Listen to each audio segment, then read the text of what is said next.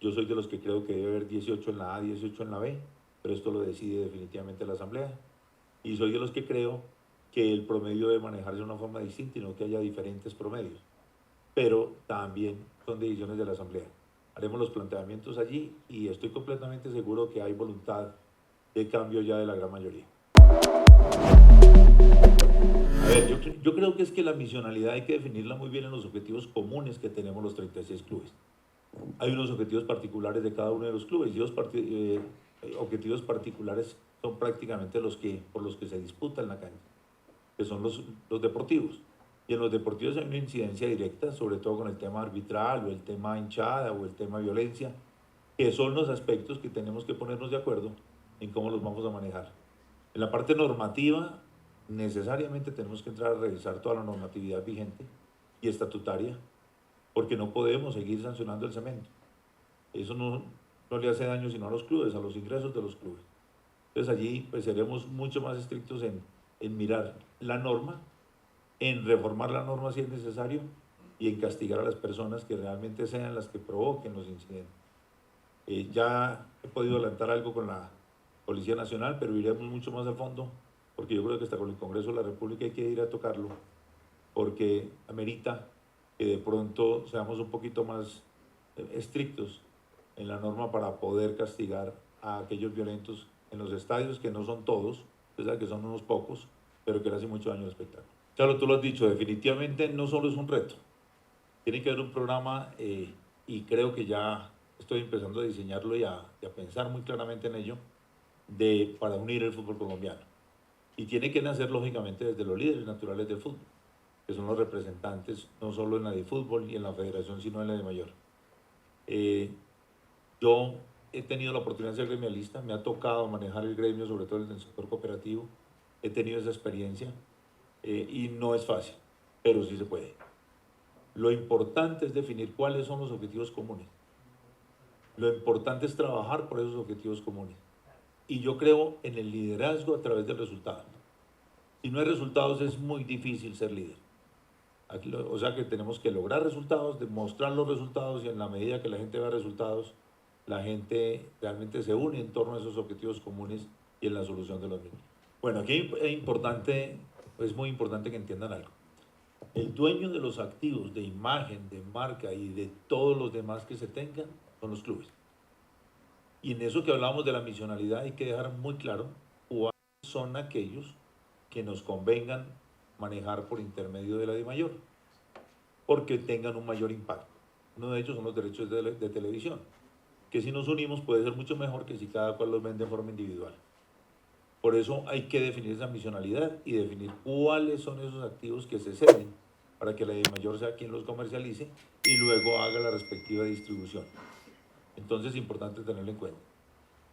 Segundo, por tradición hemos venido empaquetando una serie de activos que no tienen ninguna lógica. O sea, todas las ligas y la copa y el torneo tienen un mismo nombre,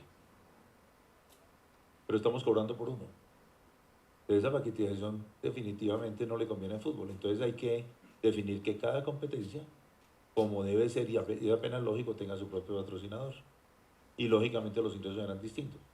Y se distribuirán dentro de la liga correspondiente que genera esos ingresos. Y ahí comienza a cambiar un poquito ya la forma de distribución. Y otra cosa bien importante es que hoy estamos hablando de televisión, pero cada día hay productos muy distintos en el mercado. El streaming, los e-games y muchísimas otras cosas que hay que entrar a valorar y mirar posibles clientes o posibles oferentes para ese tipo de productos. Eso cambia totalmente el valor y quiénes serían los oferentes. Entonces, en eso estamos trabajando y creo que se hará de esa forma. Ahora tenemos un tiempo suficiente porque, lógicamente, que el actual contrato vence en diciembre del 2026. Definitivamente, la violencia en Colombia no se puede inventar si no es de la mano de las autoridades. No lo podemos hacer nosotros en forma individual ni por nuestro lado. Sí tenemos nosotros que colocar ciertas condiciones en los estadios, sí tenemos nosotros que colaborar con la seguridad, pero definitivamente las autoridades son los que nos deben colaborar en este sentido. De hecho, hoy los clubes están haciendo un gran esfuerzo con lo que son la logística que manejamos, que se convierte en una seguridad privada. Pero lo que tenemos nosotros que llegar es a acuerdos con las autoridades para que realmente lo que les decía al comienzo, realmente se castigue a las personas. No sé si ustedes saben en Inglaterra que tuvieron un problema serio. Allá la persona que cometa alguna, porque es un delito dentro del estadio, lo que hacen es que se le sanciona de tal forma que se presente en una comisaría el día que juega su equipo y lo encierran durante el tiempo que dura el partido.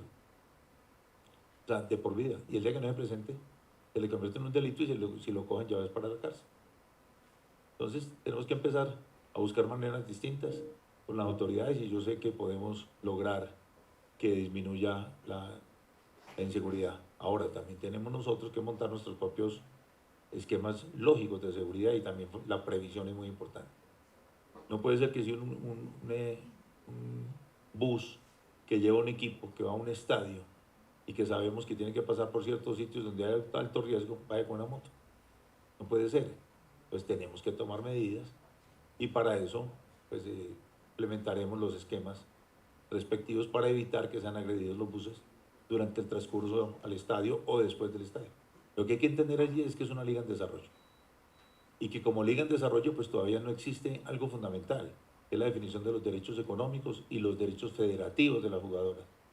Entonces hay que empezar porque nos normaticen eso y desde FIFA se pueda lograr que realmente los clubes puedan tener una motivación adicional, no solo para armar un equipo femenino para una liga, sino para tener divisiones inferiores femeninas y sacar del talento que tenemos hoy.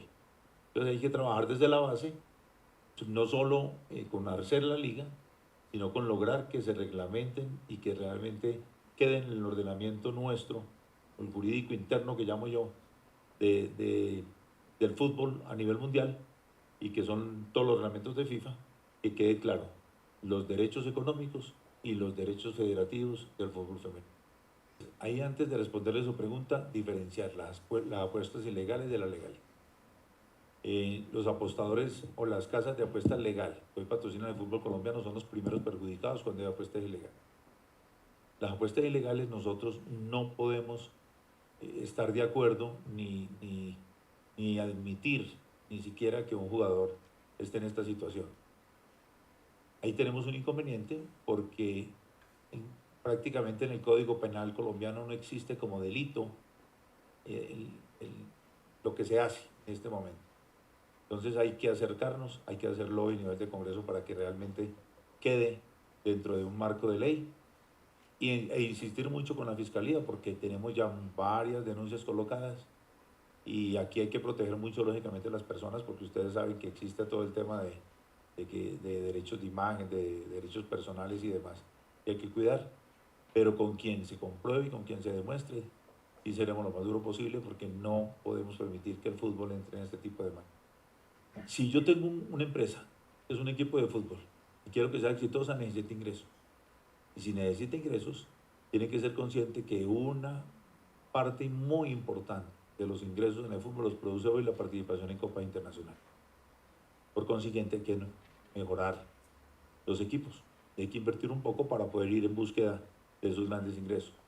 Por eso, ahora cada que va un equipo colombiano a una Copa Internacional, hay que hacerle esfuerzo para que le vaya bien, porque la verdad que va a traer, lógicamente, y va a armar un mejor equipo para el próximo campeonato. Es el caso ahora que en Copa Libertadores está en Bucaramanga y Nacional. Pero le voy a responder de otra manera. Es muy, muy, muy importante que nosotros al interior de los equipos y de los clubes seamos conscientes de que tenemos en nuestras manos los mejores jugadores en técnica en el mundo y en fortaleza. Y con una característica fundamental, muy barato. Entonces tenemos que trabajar en divisiones inferiores. No necesitamos incluso traer jugadores de afuera para armar buenos equipos. Y ya lo estamos viendo. Ya lo estamos viendo. Si miran de dónde salieron los jugadores que están en la selección, muchos de ellos ni siquiera han pasado por un equipo en Colombia. Han ido directamente al exterior. Porque ya cada día viene más scouting a buscar nuestros jugadores por las características que les dije. Jugadores técnicos, jugadores fuertes y jugadores baratos para el mercado internacional. Entonces hay que trabajar en divisiones inferiores Y desde ese punto de vista estoy completamente seguro que nosotros vamos a armar buenos equipos y vamos a pelear en Copas Internacionales.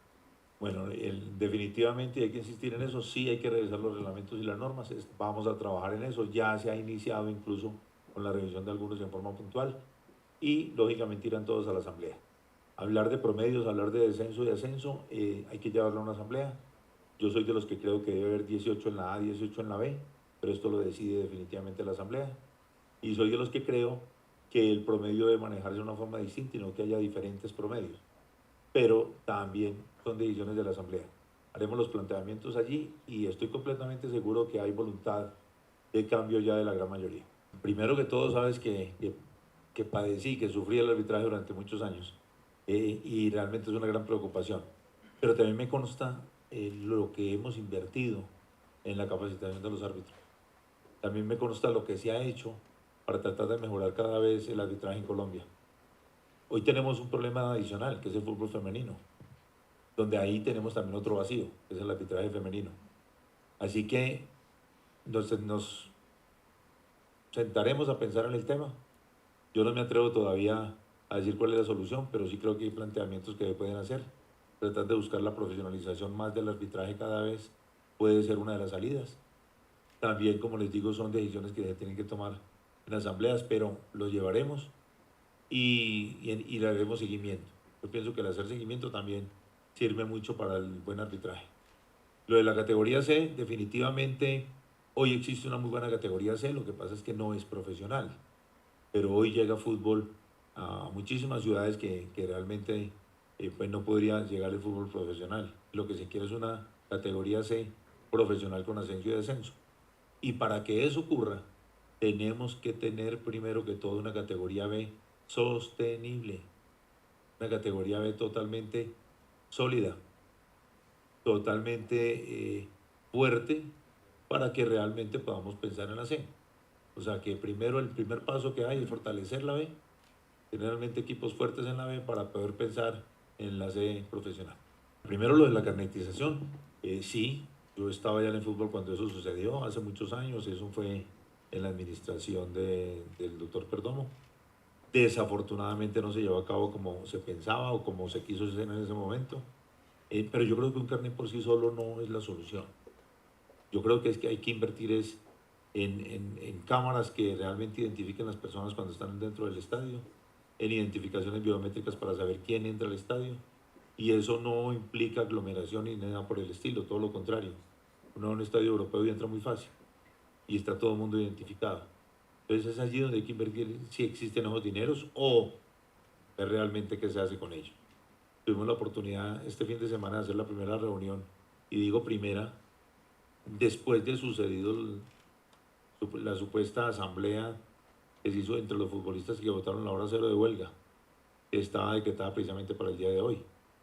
Y allí, con la intermediación del gobierno nacional, en cabeza del ministro del Trabajo y del viceministro, llegamos a un acuerdo con la asociación, donde nos sentaremos a mirar los puntos que faltan. Ya hay acuerdos, ya ha habido acuerdos, muy buenos avances para los jugadores, pero aquí tenemos que desmitificar en que hoy no existe un sindicato de jugadores, en que el derecho a la huelga es un derecho único y exclusivamente de las personas sindicalizadas.